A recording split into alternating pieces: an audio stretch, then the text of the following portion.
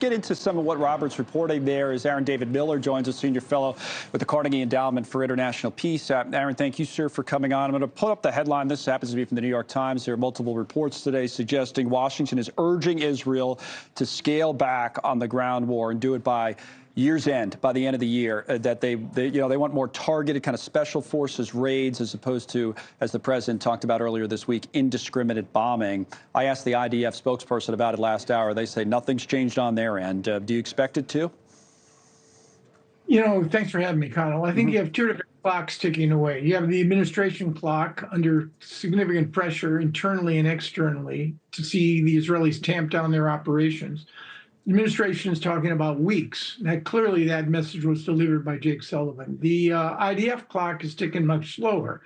Israeli Defense Forces, Yoav Gallant, the defense minister, said today we're talking months, more than actually months. So I guess that's the question. Are the clocks out of sync? Yes. Are we on the verge of a major breach in the U.S. Israeli relationship?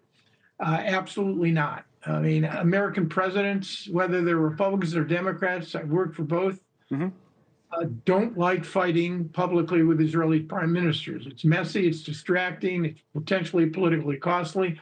And in the end, in rare occasions, it works, but that's the exception, frankly, not the rule. So I figure that the administration's given the Israelis to the end of the year, I'm thinking to the end of January. And that may well coincide with at least this phase of the Israeli operational tempo in Gaza. But nobody should be under any illusion that the Israelis will stop their military activities. Right. That will go on for months. Now, President Biden added to his comments from earlier in the week, a short time ago, he had an event on prescription drugs and was asked about this situation.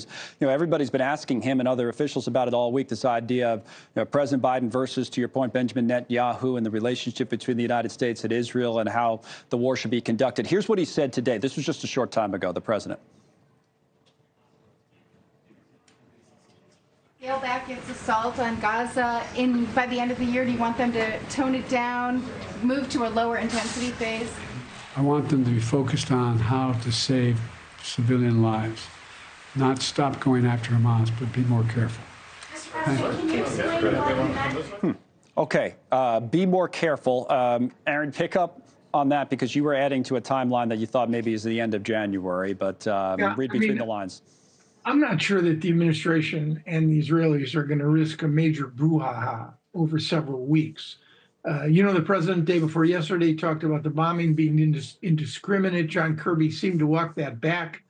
And these comments, to be careful, I mean, I think Joe Biden's back to the more traditional frame, which essentially is to give the Israelis the time, the space, and the support that they need to do what they think they need to do against Hamas. That said, I think you will see a slower tempo to the Israeli operations in the south come mid-January and certainly by the end of January. Administration wants the pictures in Gaza, understandably, the humanitarian catastrophe, the exponential deaths of Palestinian civilians.